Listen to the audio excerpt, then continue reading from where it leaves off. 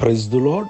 ప్రభువైన యేసుక్రీస్తు నామములో ఈ ఉదయకాలమందు మీ అందరికీ కూడా శుభములు తెలియజేస్తున్నా. ఈ ఉదయకాలమందు పరిశుద్ధ గ్రంథములో ప్రసంగి గ్రంథము 12వ అధ్యాయము 1-2 వచనాలు.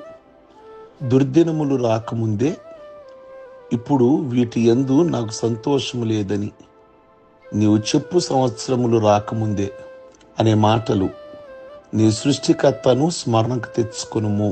చేతులు కాలాక ఆకులు పట్టుకొని ఏమి లాభం? చేతులు కాలకుండా చూసుకోవాలి. ముందు జాగ్రత్తగా ఉంటే నీ జీవితంలో చెడ్డ దినాలు రావు. జాగ్రత్తగా ఉండాలి. ప్రియ దేవుని బిడ్డలారా, బాల్య దినాలలోనే చాలా జాగ్రత్తగా ఉంటే ఎంతైనా నీకు దీవెన, ఎంతైనా ఆశీర్వాదం. అందుకే ఈ మధ్యకాలంలో ఎక్కడైనా ఒక మాట కనబడుతుంది. 20 సంవత్సరాలు గనక నువ్వు కష్టపడి జీవిస్తే చివరికి నువ్వు హీరోలాగా జీవిస్తావు. 20 సంవత్సరాలలోనే నువ్వు హీరో అనుకొని చదువును ప్రక్కన పెడితే నువ్వు తర్వాత జీరో అయిపోతావు. కనుక కష్టపడాల్సిన టైంలోనే నువ్వు కష్టపడాలి. కనుక దేవుని యొక్క వాక్యములో మనం ధ్యానిస్తే మొదటిగా చిన్నలైనా పెద్దలైనా పవిత్రంగా జీవించాలి.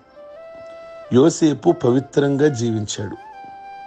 ఫొతీఫర్ భార్య అతనితో యోసేపుని తనతో పాపం చేయమని కోరినా తిరస్కరించాడు. ఆదికాండము 39:9 వచనం. దానికి ప్రతిఫలము జైలుకి వెళ్ళినట్లు కనబడుద్ది, కానీ అది ప్రధానమంత్రి అవ్వడానికి దేవుడు సిద్ధపరిచాడు. ఆ విధంగా యోసేపు పాపం చేయడానికి ఎప్పుడూ కూడా ఇష్టపడలేదు. యోసేపు దూర ప్రాంతంలో ఉన్నాడు. అక్కడ తల్లిదండ్రులు ఎవ్వరూ కూడా లేరు, దేవుని సేవకులు లేరు, సంఘము లేదు.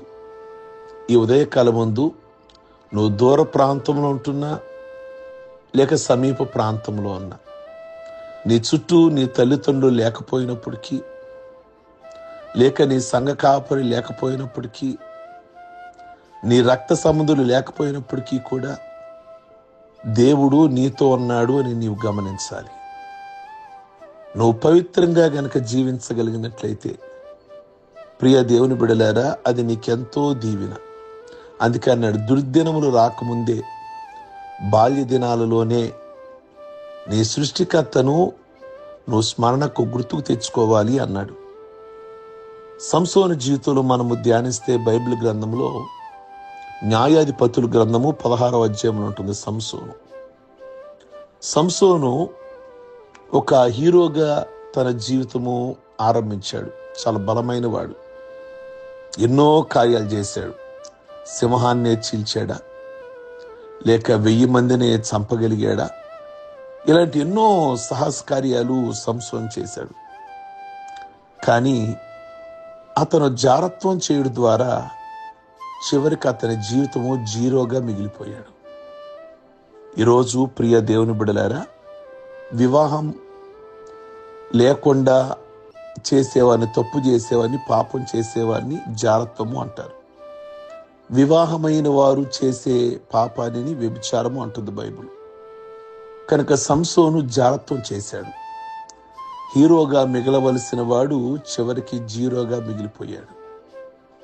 ఇక దావీదు విషయానికి వస్తే, దావీదు బత్షెబతో పాపం చేయటం వల్ల తన జీవితంలో దుర్దినాలు చూడాల్సి వచ్చింది. కనుక పవిత్రంగా జీవించాలి అంటాడు ప్రసంగి గ్రంథంలో. రెండోది, విధేయతతో కూడా జీవించాలి. దేవుని పిల్లలు విధేయత కావాలి.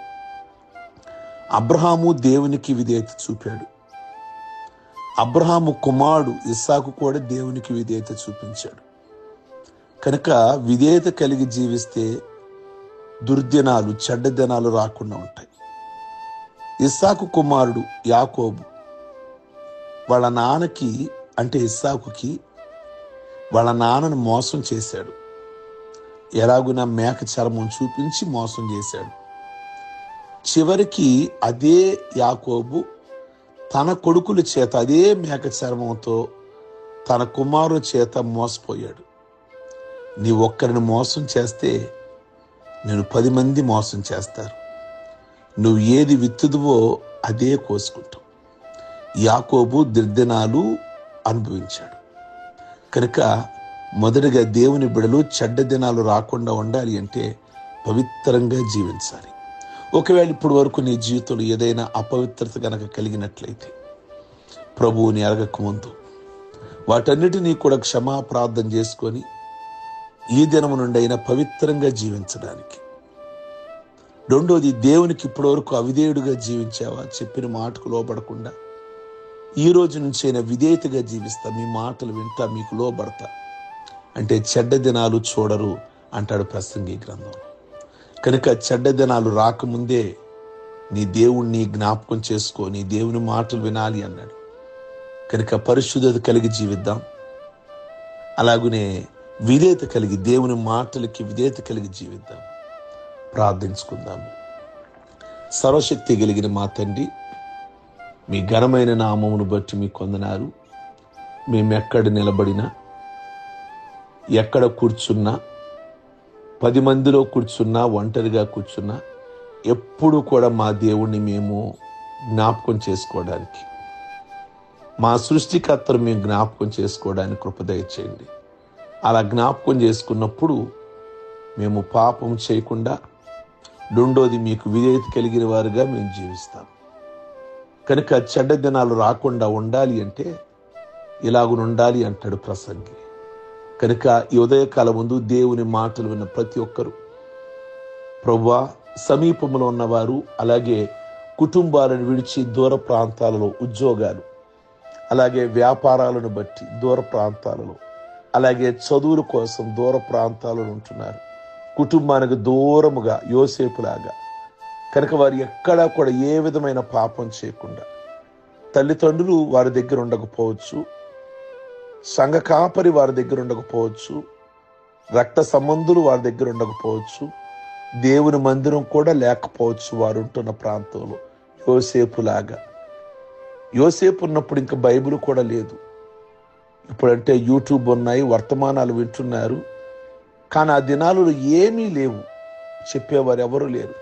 మరి ఎలా పరిశుద్ధంగా ఉండగలిగాడో నిజంగా. అందుకే అతన్ని మీరు ఒక గొప్ప వ్యక్తిగా, ప్రధానమంత్రిగా చేయగలిగారు. ఈ రోజున ప్రతి ఒక్కరూ పవిత్రంగా జీవించడానికి, అలాగే విధేయత కలిగి జీవించడానికి కృప దయచేయమని, ఈ మాటలు ఈ ఉదయకాలం మంది అనేకులకు దీవెనకరంగా, మాదిరికరంగా ఉండడానికి కృప దయచేయమని, ప్రతి చెడ్డ అలవాటుల నుంచి బయటికి రావడానికి, ప్రతి పాప క్రియల నుండి బయటికి రావడానికి, ప్రభువా, ఎవరైతే ఏ వ్యసనానికి ఉన్నారో ఆ వ్యసనాలన్నీ కూడా బయటికి రావడానికి, పరిశుద్ధంగా జీవించే కృప దయచేయమని ప్రార్థిస్తున్నాము. అలాగే ఈ రోజున వారి కుటుంబాలలో జరిగే ప్రతి ప్రోగ్రాంలో, ప్రతి శుభకార్యంలో తోడుగా ఉంటూ, వారి పిల్లలు, పెద్దలు పుట్టినరోజులు, అలాగే పెళ్లి రోజులు, అలాగే రక్షణ పొందిన దినాలు ప్రత్యేకంగా ఆశీర్వదించి దీవించి, వారు బ్రతుకు కాలమంతా కూడా నిండు వృద్ధాప్యం వరకు కూడా ఆయుష్, ఆరోగ్యాలు ఇచ్చి ప్రతి విషయంలో వారి కుటుంబాన్ని దీవించమని యేసు పరిశుద్ధ నామమున అడుగుచున్నాం తండ్రి. ఆమేన్. మీ అందరికీ కూడా ఉదయకాలం మందు ప్రత్యేకమైన వందనాలు. God bless you.